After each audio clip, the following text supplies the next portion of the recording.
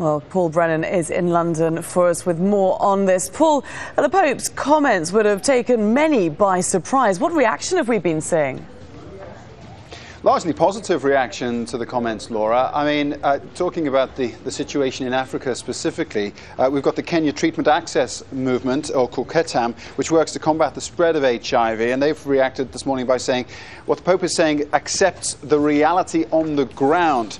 That's from David Kamau, the head of the KETAM. If the Church has failed to get people to follow its moral values and practice abstinence, then they should take the next best step and encourage condom use. That's the reaction there. And the UN as well has welcomed the comments from the Pope as a significant and positive step forward, recognising that responsible sexual behaviour and the use of condoms have important roles in HIV prevention. Now, clearly, the Pope and the Catholic Church have been implacably opposed to the use of condoms. They say that sex is a gift from God, and that the way that the Church's doctrine is that there should be abstinence from sex before marriage and fidelity within marriage after you actually get married. Now, on the face of it, practicing that would prevent the spread of AIDS, because AIDS is spread through having multiple sexual partners in the main. However, the Church, it now appears, recognises that that is, although there are many Catholics in Africa and elsewhere, the doctrine on fidelity and abstinence is not necessarily followed by all of them. But to what extent does it represent a real fundamental change to that doctrine?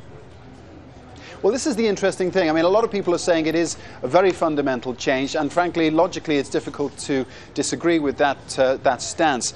Clifford Langley, who writes for The Tablet, he's a British Catholic newspaper, said the development is actually, though, far more significant than just a nuanced change in the stance. He says this small concession could easily become a collapse in the whole edifice of Catholic teaching on contraception. The implication, according to Mr. Langley, is much vaster than even the Pope anticipates. However, other Catholic commentators speaking today, it's obviously Sunday here, a big day for the Catholic Church, they're saying that although it's for the first time the Pope has voiced this opinion on condoms, in actual fact it doesn't veer hugely away, according to them at least, from what Catholic moral theologians have been talking about for several years now. The separation between sex and the Catholics remain opposed to the use of condoms in the use of procreation, to prevent procreation. But when you're talking about the prevention of infection, now the Catholic theologians say prevention of infection might actually be allowed morally to use a condom in those circumstances.